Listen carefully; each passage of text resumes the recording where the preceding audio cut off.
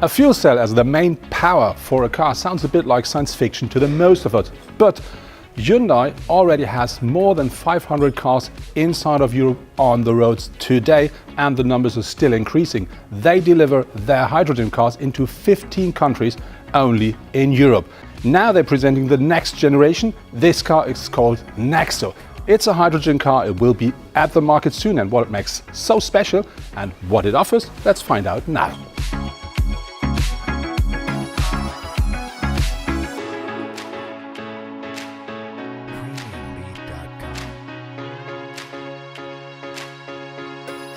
This is the next generation of hydrogen cars, and that will come to the market 2018, so this year.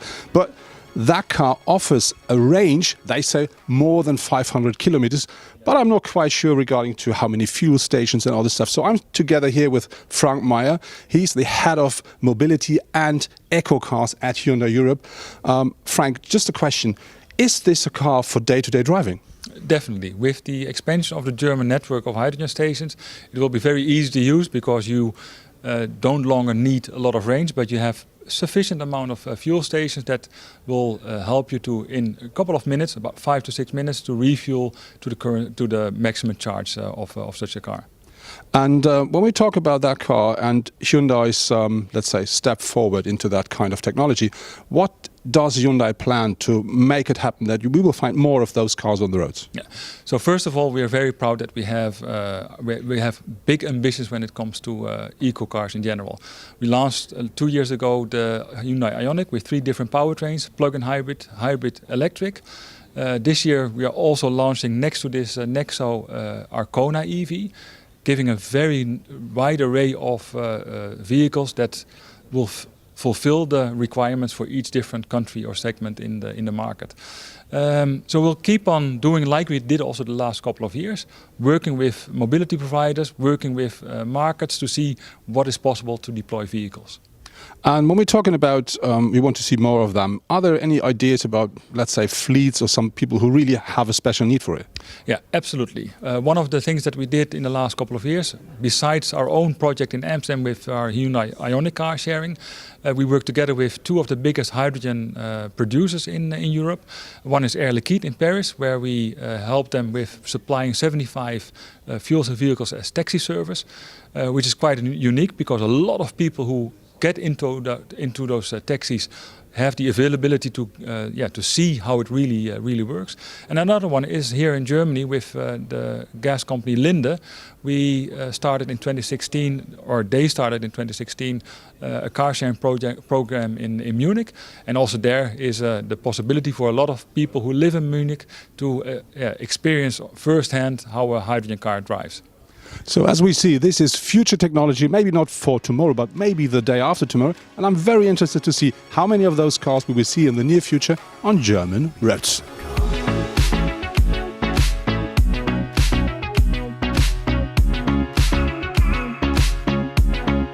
The design of the Nexo is, as I think, really fresh and very modern. And this is something Hyundai did on purpose. But why they did it and what they did, the expert will tell us now.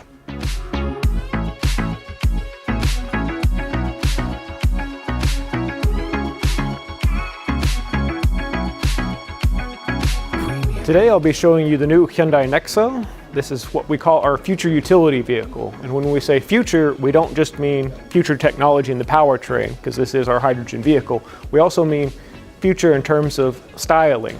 So as you can see, we have full LED daytime running lights, and it has the full LED running all the way across the bonnet here. We also have the cascading grille, which is implemented into the car, much like the rest of the Hyundai lineup. And then to show more technology and how we've really improved this car in terms of aerodynamics. So air comes through the bumper, passes over the wheel, which is especially designed for allowing the least amount of air possible to pass through the wheel. Only the minimum amount comes through to cool the brakes, and the rest passes over the wheel and over the rest of the vehicle. One of the other things that have been developed for aerodynamic efficiency is the auto-retracting door handles. These can be set so that only the driver's side opens or all 4 doors open at once. Also along the side, they've implemented this D-pillar spoiler here, where air usually builds up. This spoiler helps break up the airflow so that the maximum lowest aerodynamic efficiency can be achieved. In the rear, you can see that we've kept this pure design form, and you don't see any visible rear wiper. So where the rear wiper has actually been put is way up underneath here in the rear spoiler, so that it reduces the coefficient of drag as much as possible. On the inside, you can see, compared to the iX35 fuel cell, there used to be a large bump here where the tanks used to sit. Now they've implemented 3 tanks instead of 2, and since they're a smaller size, they've implemented a full flat floor which allows 461 liters with the seats up, and once you put those seats down, you have 840 liters VDA. Where those tanks are exactly are right here along the side. There's 1 tank here behind the rear wheel, and then there's 2 more underneath the rear bench. In terms of where the battery sits, it's also directly here behind. So you have a 40 kilowatt battery, which also has 1.56 kilowatt hours. And the best way to think about the battery is this works rather like a hybrid. So when you're taking off, when you're driving in the streets, the battery's helping the car move along. Most of the car is powered by the fuel cell stack. The fuel cell stack itself is 95 kilowatts, which makes a total of 135 kilowatts.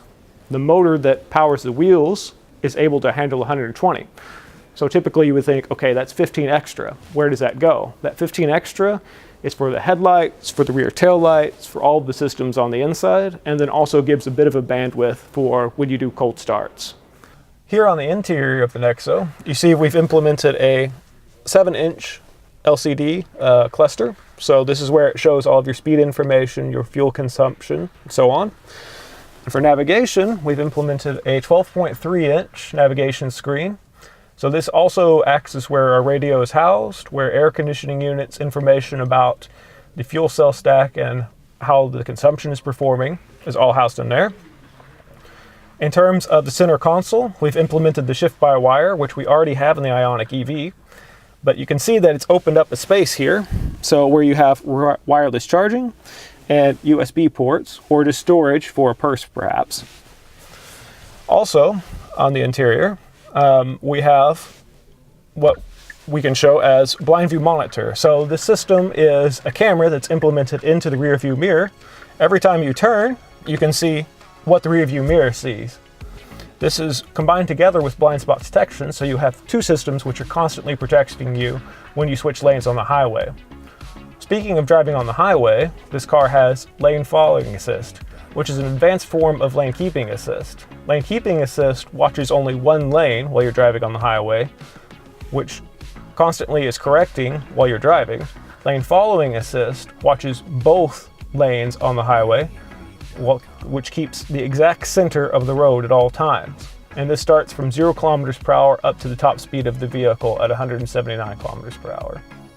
Overall, there's also remote parking assist. So when you find a parking spot, and perhaps it's too small to get out of the vehicle, you drive past a spot, turn on the remote parking assist, simply step out of the vehicle, press the button on the key, and the car can park itself, either a 90-degree parking spot or parallel parking.